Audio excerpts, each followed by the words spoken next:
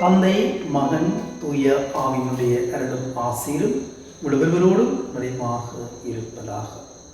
நாங்கள் தப காலத்தில் 2வது வாரத்தில் சனிக்கிழமைக்குள் காலடி பதிக்கின்றோம்.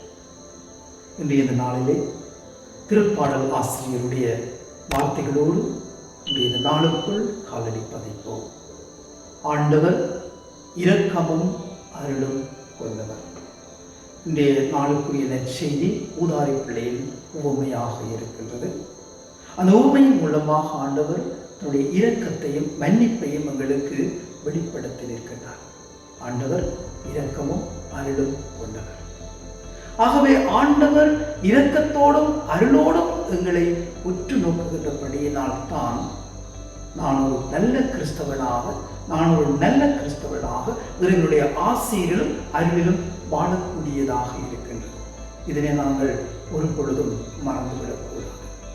இந்த தபக்காலத்திலே நாங்கள் செய்கின்ற ஒவ்வொரு பாவ பிழைகளையும் ஆண்டவருக்கு நாங்கள் ஒப்புக் கொடுக்கின்ற பொழுது, பாவங்களுக்காக மனம் வருந்தி அவளிடம் மன்னிப்பு கேட்கின்ற பொழுது, ஆண்டவர் எங்களை அன்போடு வரவேற்று எங்களுடைய பாவங்களை மன்னித்து தன்னுடைய இரக்கத்தை பொழிந்து அதன் மூலமாக எங்களுக்கு தூய உள்ளத்தை கொடுக்கிறார். நாங்கள் தவம் செய்வது முக்கியமல்ல, தபக்கால நற்காரியங்களில் ஈடுபடுவது முக்கியமல்ல, பொருத்தல் தவ முயற்சிகளில் ஈடுபடுவது முக்கியமல்ல. மாறாக எங்களுடைய உள்ளத்தை நாங்கள் தூய்மைப்படுத்தி பாவத்திற்காக நாங்கள் செய்கின்ற பாவங்களுக்காக ஆண்டவரிடம் மன்னிப்பு பெற்று தூய்மையான உள்ளத்தோடு ஆண்டவரை அனுபவிப்பதுதான் மிகவும் முக்கியமானதாக இருக்கின்றது.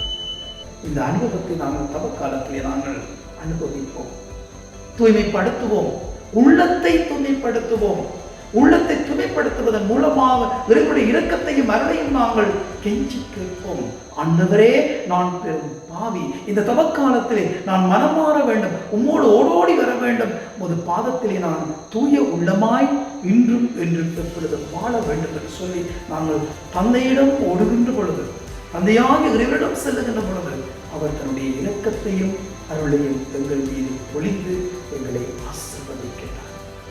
இந்த ஆசீர்வாதத்திற்காக நாங்கள் ஆண்டவரோடு பயணமாகவும் அவர் காலத்திலே நல்ல பாவசங்கீர்த்தனம் செய்து எங்கள் பாவங்களுக்காக மனம் வருந்தி ஆண்டவரிடம் பொருதி கேட்டு மன்னிப்பு பெற்று அவரை இரக்கத்தோடும் அருளோடும் நாங்கள் வாழ்வோம். அன்னைமணி மூலமாக இரக்கத்தோடும் அருளோடும் வாழ பிள்ளைகளாக ஆண்டவரோடு பயணமாகவும் எல்லாம் வல்ல இறைவன் தந்தை, மகன், யாவும் அனைவரையும் நிறைவாக ஆசீர்வதிப்பார்கள்.